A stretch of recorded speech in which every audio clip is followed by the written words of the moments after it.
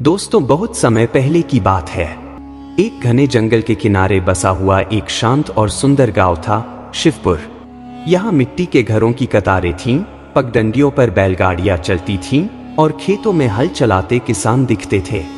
नदी का पानी कलकल बहता था और हर सुबह मंदिर की घंटियां पूरे गांव में गूंजती थीं। यह गांव स्वाभाविक सुंदरता से भरा था, लेकिन यहाँ रहने वाले लोगों की सोच में एक अनदेखा द्वंद्व था, कर्म बड़ा है या भाग्य।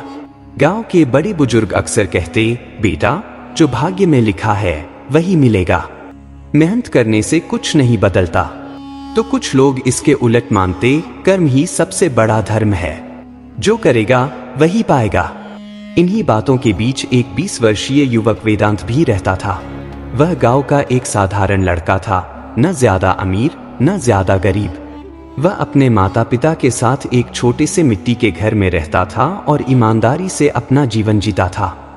लेकिन उसके मन में हमेशा एक सवाल घूमता रहता, क्या सच में सब कुछ भाग्य से तय होता है या फिर मेहनत से बदला जा सकता है?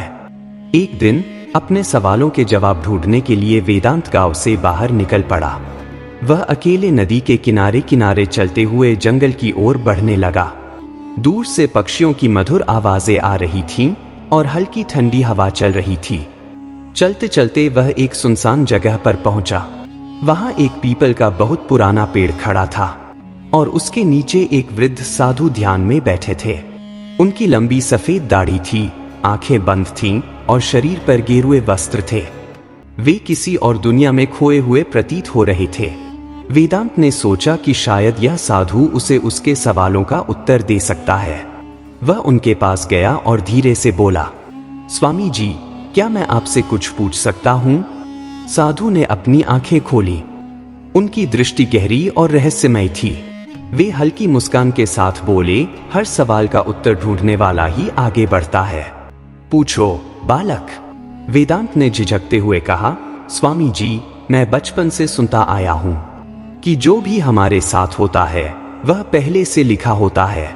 कुछ लोग कहते हैं कि भाग्य ही सब कुछ तय करता है, तो कुछ कहते हैं कि मेहनत करने से सब कुछ बदला जा सकता है।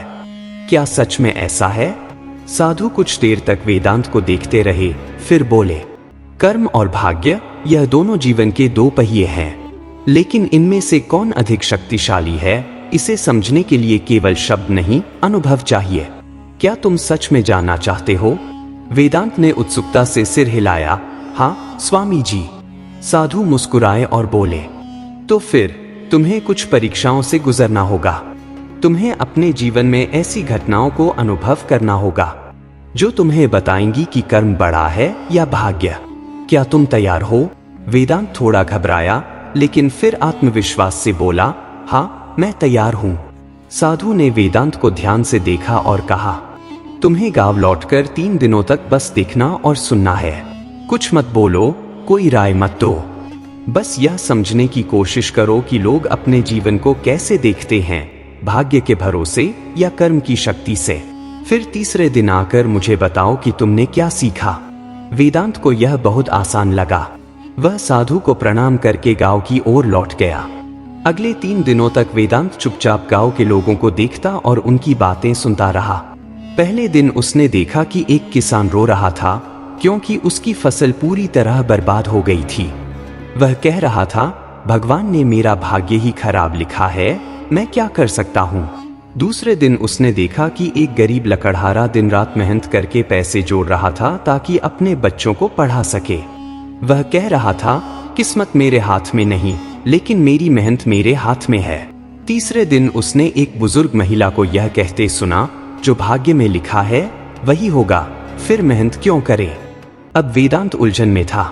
कुछ लोग मेहनत में विश्वास रखते थे, तो कुछ भाग्य को ही सब कुछ मानते थे। उसे समझ नहीं आ रहा था कि कौन सही है। 3 दिन पूरे होने के बाद वेदांत फिर से साधु के पास पहुंचा। उसने उनके सामने बैठकर कहा, स्वामी जी, मैंने लोगों को देखा और सुना। कुछ लोग मेहनत को बड़ा मानते हैं तो कुछ भाग्य को। मैं समझ नहीं पाया कि कौन सही है। साधु हंसे और बोले, तुम्हारी उलझन स्वाभाविक है, लेकिन यह तो सिर्फ शुरुआत है बालक। अब अगली परीक्षा के लिए तैयार हो जाओ। इस बार तुम्हें अपने ही जीवन में अनुभव होगा कि कर्म और भाग्य का असली खेल क्या होता है। वेदांत उत्सुक हो गया। उसे नहीं पता था कि आगे क्या होने वाला है, लेकिन वह तैयार था। उसने साधु से पूछा, स्वामी जी, मुझे क्या करना होगा? साधु ने मुस्कुराते हुए एक छोटी सी थैली वेदांत के हाथ में दी और बोले, इसमें सोने के 3 सिक्के हैं। तुम्हें इन्हें लेकर गांव में जाना है और 3 अलग अलग लोगों को देने हैं। लेकिन यह ध्यान रखना कि पहला सिक्का उस व्यक्ति को देना जो पूरी तरह भाग्य पर विश्वास करता हो।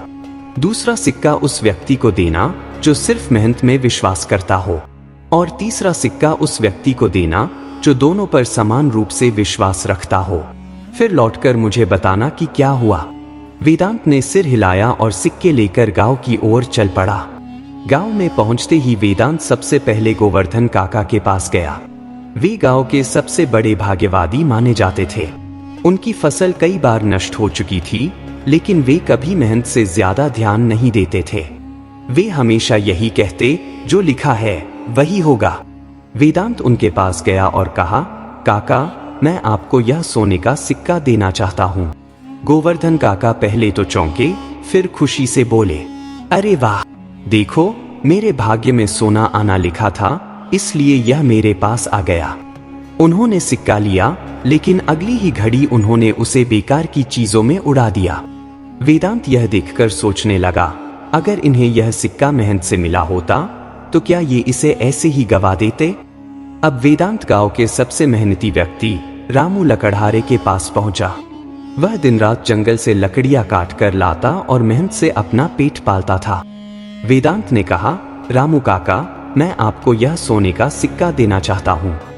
रामू काका ने सिक्का देखा, लेकिन लेने से इनकार कर दिया। वे बोले, बेटा, मैंने अपनी मेहनत से ही जीना सीखा है, मुझे किसी के दिए धन की जरूरत नहीं। वेदांत चकित था। उसने सोचा, यह व्यक्ति कितना सच्चा है। इसे सोना मुफ्त में मिल रहा है, फिर भी यह अपनी मेहनत को प्राथमिकता दे रहा है। रामू काका ने सिक्का लेने से मना कर दिया, इसलिए वेदांत उसे लेकर आगे बढ़ गया। अब वेदांत गांव के सबसे समझदार व्यक्ति हरिदत्त सेठ के पास गया। वे एक व्यापारी थे जो मेहनत भी करते थे और भाग्य पर भी भरोसा रखते थे। वेदांत ने उन्हें सिक्का दिया तो उन्होंने कहा, धन तो अच्छा है, लेकिन इसे संभालकर और सही जगह लगाना चाहिए। भाग्य हमें अवसर देता है, लेकिन उसका सही उपयोग करना हमारा कर्म है। हरिदत्त सेठ ने उस सिक्के को अपने व्यापार में लगाया और उससे मुनाफा कमाकर वेदांत को भी उसका हिस्सा दिया। अब वेदांत को पहली बार लगा कि शायद सिर्फ मेहनत या सिर्फ भाग्य पर्याप्त नहीं, बल्कि इन दोनों का संतुलन जरूरी है। तीनों लोगों को सिक्के देने के बाद वेदांत फिर से साधु के पास पहुंचा। साधु ने पूछा, क्या सीखा बालक? वेदांत ने उत्तर दिया, मैंने देखा कि जो सिर्फ भाग्य पर निर्भर रहता है वह उसे व्यर्थ गवा देता है। जो सिर्फ मेहनत में विश्वास करता है वह किसी भी दूसरे अवसर को नहीं देखता। लेकिन जो मेहनत और भाग्य दोनों का संतुलन समझता है वही सच में सफल होता है। साधु हंसे और बोले, यही पहली परीक्षा थी, लेकिन असली रहस्य अभी बाकी है।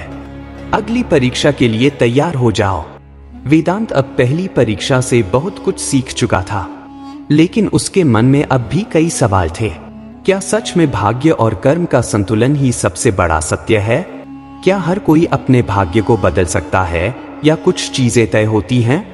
साधु ने वेदांत को ध्यान से देखा और कहा, बालक, अब मैं तुम्हें एक दूसरी परीक्षा दूंगा। यह परीक्षा तुम्हें दिखाएगी कि भाग्य और कर्म का खेल कितना जटिल है। यह तुम्हें भ्रम और सच्चाई के बीच का अंतर समझाएगी। वेदांत ने उत्सुकता से पूछा, स्वामी जी, मुझे अब क्या करना होगा? साधु मुस्कुराए और बोले, इस बार तुम्हें अपने भाग्य को आजमाना होगा। तुम्हें बिना कोई मेहनत किए ही धन प्राप्त होगा, लेकिन देखना यह है कि क्या तुम उसे संभाल पाओगे या नहीं। साधु ने वेदांत को एक छोटे से चमड़े के थैले में 5 सोने के सिक्के दिए और कहा, ये तुम्हारे भाग्य से तुम्हें दिए जा रहे हैं। जाओ, इन्हें लेकर गांव लौटो और देखो कि यह तुम्हारे जीवन में क्या बदलाव लाते हैं। लेकिन याद रखना, तुम इसे कमाने के लिए कोई मेहनत नहीं करोगे। वेदांत के मन में सवाल उमड़ने लगे। वह सिक्के लेकर गांव की ओर लौट पड़ा। वेदांत जब गांव पहुंचा तो उसकी आंखों में चमक थी। सोने के सिक्के उसकी मुट्ठी में थे, कुछ ऐसा जो उसने कभी नहीं सोचा था कि उसे यूं ही मिल जाएगा। शुरुआत में वह थोड़ा संकोच में था कि इन सिक्कों का क्या करे, लेकिन फिर उसने सोचा, अगर मुझे यह धन मिला है तो क्यों न इसका सही उपयोग किया जाए। उसने सबसे पहले एक बढ़िया नया कपड़ा खरीदा, फिर अच्छे खाने का आनंद लिया। धीरे धीरे उसे यह दौलत सहज लगने लगी। वह पहले की तुलना में अधिक आत्मविश्वास महसूस करने लगा। गांव के लोग उसे देखकर हैरान थे। कुछ ने सोचा कि शायद उसे कहीं से छिपा हुआ खजाना मिला है। कुछ ने जलन से कहा, देखो, भाग्य ने इसे रातों रात अमीर बना दिया। वेदांत को पहली बार भाग्य की ताकत महसूस हुई। वह सोचने लगा, क्या सच में मेहनत की जरूरत नहीं? क्या भाग्य ही सब कुछ तय करता है? लेकिन यह खुशी ज्यादा दिन नहीं टिकी। जैसे जैसे वेदांत के पास पैसे थे, वैसे वैसे उसके दोस्त भी बदलने लगे। कुछ लोग उससे मिलने आए जो पहले उसे कभी ज्यादा महत्व नहीं देते थे। वे उसकी तारीफ करने लगे, उसका साथ देने लगे, लेकिन असल में वे सिर्फ उसके धन से फायदा उठाना चाहते थे। धीरे धीरे वेदांत को एहसास होने लगा कि बिना मेहनत का धन उसकी सोच को बदल रहा है। वह पहले जो सादा जीवन जीता था, अब वह उसे कम आकर्षक लगने लगा। फिर एक दिन जब वह सोने के अपने अंतिम सिक्के को खर्च करने की योजना बना रहा था, तो उसे याद आया, यह धन तो मैंने मेहनत से कमाया ही नहीं था, यह तो बस मुझे मिला था, और अगर यह मुझे बिना किसी प्रयास के मिल सकता है तो यह कभी भी चला भी सकता है। और वैसा ही हुआ। कुछ ही दिनों में वेदांत के पास कुछ नहीं बचा। दोस्त भी उसे छोड़कर चले गए। वह फिर से वही साधारण गांव का लड़का बन गया। वेदांत फिर से साधु के पास पहुंचा। उसकी आंखों में ग्लानि और पश्चाताप था। साधु ने पूछा, तो बालक, अब क्या अनुभव हुआ? वेदांत ने सिर झुका लिया और कहा, स्वामी जी, अब मुझे समझ आ गया। बिना मेहनत का धन इंसान को भ्रमित कर देता है। जब मेरे पास भाग्य से मिले हुए सिक्के थे तो मुझे लगा कि मैं खास हूं, लेकिन असल में मैं अपने असली रास्ते से भटक गया था। वे सिक्के मेरे पास टिक नहीं पाए क्योंकि मैंने उन्हें कमाने के लिए कोई कर्म नहीं किया था। साधु मुस्कुराए और बोले, यही तो जीवन का दूसरा बड़ा सबक है बालक। भाग्य अगर अवसर देता भी है तो कर्म के बिना वह व्यर्थ हो जाता है। बिना मेहनत से मिली चीज की कोई कीमत नहीं होती। लेकिन अब भी तुम्हें एक आखिरी परीक्षा देनी है। यह परीक्षा तुम्हें जीवन के अंतिम और सबसे बड़े रहस्य से परिचित कराएगी। वेदांत ने उत्सुकता से पूछा, स्वामी जी, वह क्या परीक्षा होगी? साधु ने गहरी सांस ली और बोले, अगली परीक्षा में तुम्हें अपने कर्म से भाग्य को बदलकर दिखाना होगा। क्या तुम तैयार हो? वेदांत की आंखों में एक नई चमक थी। वह अब तक भाग्य और कर्म के दो अलग अलग पहलुओं को देख चुका था, लेकिन अब उसे यह सिद्ध करना था कि कर्म सच में भाग्य को बदल सकता है या नहीं। उसने सिर झुकाकर साधु से कहा, स्वामी जी, मैं तैयार हूं। साधु मुस्कुराए और वेदांत को गांव से कुछ दूर एक सुनसान जगह ले गए। वहां एक पुराना कुआं था जिसके पास एक विशाल वटवृक्ष खड़ा था। साधु ने वेदांत को कुएं के किनारे बैठने का इशारा किया और बोले, यहाँ बैठो और अपने भाग्य की प्रतीक्षा करो। तुम जब तक चाहो यहाँ बैठे रह सकते हो, लेकिन इस दौरान तुम्हें न कोई काम करना है और न ही कोई प्रयास करना है। बस देखना कि तुम्हारे भाग्य में क्या आता है। वेदांत ने चौंक कर पूछा, लेकिन स्वामी जी, अगर मैं कुछ करूंगा ही नहीं तो मुझे कैसे कुछ मिलेगा? साधु ने मुस्कुराकर जवाब दिया, यही तो परीक्षा है बालक। अब यह तुम्हें तय करना है कि तुम अपने भाग्य के भरोसे बैठे रहोगे या उसे बदलने के लिए कुछ करोगे।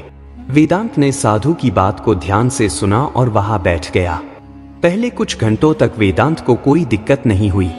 वह मन ही मन सोचता रहा, शायद कोई मुझे कुछ खाने के लिए दे देगा या कोई अवसर अपने आप मेरे पास आ जाएगा। लेकिन धीरे धीरे उसे भूख लगने लगी। धूप तेज हो रही थी और कुएं के पास बैठना मुश्किल होता जा रहा था। पास के गांव से लोग आते जाते दिखते थे, लेकिन कोई उसकी ओर ध्यान नहीं दे रहा था। शाम तक वह पूरी तरह थक चुका था। अब उसे समझ आ रहा था कि सिर्फ बैठे रहने से कुछ भी नहीं बदलेगा।